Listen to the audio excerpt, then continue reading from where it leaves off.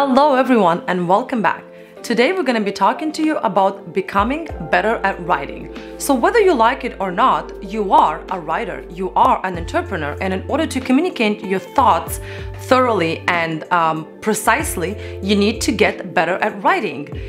Everything that you're going to be doing as a business owner, it's correlated with the way you write, because you will be sending those emails, those instant messages, you're going to be doing those blog posts, or even promoting your product. Or if you are a YouTuber like I am, you will be promoting yourself on YouTube. So let's get into it.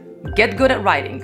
Here are a couple of ways to get better at writing according to Harvard, and we know all that we can trust Harvard. So number one, you need to read your work out loud. I know it sounds kind of funny, maybe to some degree, if you're gonna be walking around the house and reading your work out loud, but that gives you a certain perspective. First of all, you can hear yourself. So whether you have certain sentences that doesn't make sense to you, that means it's not going to make sense to the people who are on the other end of receiving that message. So when you are reading out loud, you hear your thoughts more clearly, you hear the way you speak, you hear your voice, so you get that bit of a confidence in order to make sure that your message is being received correctly. So go ahead, don't be shy. You can do it in front of the mirror. Just go ahead and read your work out loud. It's gonna help you, trust me. Number two, read other people's work. It's gonna give you a vision and insight onto how other brains work when they communicate their work.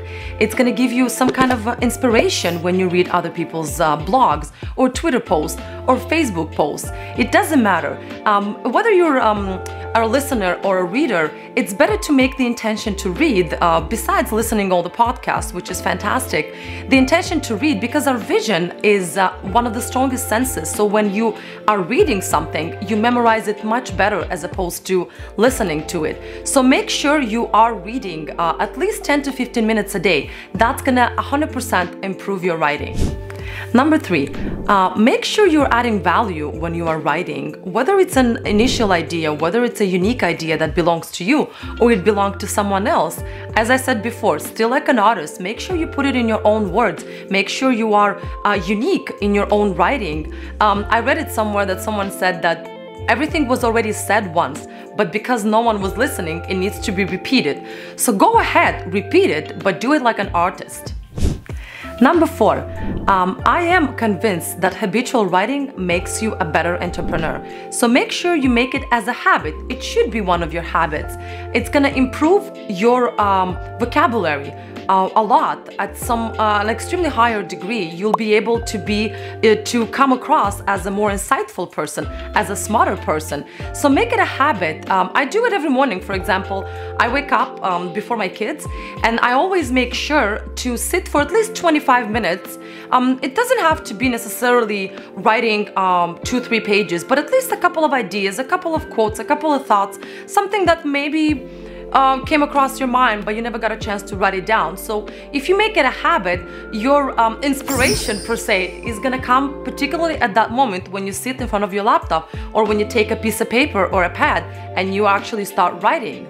Number five, start writing for one person to solve one problem and then expand. No one is good at writing right from the get-go. It's a skill. You need to invest in it. You need to make yourself better at it. So take your time. I know at first it's gonna look weird to read your own writing and to kind of, maybe it's gonna look even funny to you, like, oh my God, what am I saying? It doesn't sound like me. But this is the imposter syndrome that you should really put it to the side. No one was born a writer. Everyone kind of takes it step by step, slowly, to get better at it. But it's gonna improve even your the way you speak in front of people, the way you express yourself. So make sure you make it as a habit, even if it's one of your toxic habits and you write with every little chance you get. That's a good habit to have, so stick to it. So those were the 5 main points that Harvard is recommending in order to get much better and much professional at your writing. But in general, think of it this way. Don't think of getting the biggest or becoming the biggest writer. Think of how you can become the best writer. It's gonna improve in general, not besides your vocabulary and besides everything else that you're gonna be doing in your life when you write. It's gonna have all of your ideas into one spot. For example, whatever I write around the house or something comes to my mind and I put it down on a piece of paper or I write it down on my laptop, I do tend to generalize those ideas. At the end of the week, for example, I will just sit and put all of them into one spot. It's gonna help me down the line if, in case I decide at some point to write a book, which is really unlikely, but you know, you never know. But it's good to have all of your ideas, all of your thoughts in one place. So anytime you need to go back to something, anytime you need to write a particular email, or you want to do a particular blog post, or I don't know, write this to someone a big lengthy email, you can always go back to your ideas, to your thoughts. First, you know that it only relates to you, so they are unique, they belong to you, so don't plagiarize. But generally speaking, it's gonna make your habits of writing so much more concise and so much more precise when they are all gathered into one place. So make sure you are organized to some degree, at least, when you are storing all of your writing. And let's be honest, our heads are full of ideas, non-stop. During the day, we are exposed to so many things. If you are like me and you are an information junkie, that's what I believe they call us nowadays. I go through everything. I go through Twitter, I go through Facebook posts, I go through Instagram posts, I go through YouTube, even short videos to see who posted what. I go through journals. So all of that information, you need to empty it somewhere. You need to make sure that your head has enough space to take in new information. So if you're not going to be writing it down, even when you're making a plan for the day, you know, if you don't make a plan for the day, you're going to forget certain things because you cannot retain that much information all together in your head. I'm sure you have thousands of other things on your plate. So when you take in all of that information, it only makes sense for you to empty your head and to make sure that you don't forget certain ideas, you don't forget certain things that you, oh, I need to take this down. Make sure you do it right there on the spot. Even if it's in your own words, make sure you make a notation that if that particular quote or line belonged to someone, so you can say it again, repeat it, and still like an artist, but in your own way. So even if you do repeat someone else, don't feel kind of embarrassed or ashamed for it. It's fine. Everyone repeats everyone's work. It's all good. Execution beats strategy. So sit and don't wait for the perfect environment, for the perfect inspiration. Just start writing whatever comes to your head. Later on, you can always go through it, you can always edit it, you can always see what you liked about your writing, what you didn't like. But don't wait for the inspiration. Find the inspiration within you.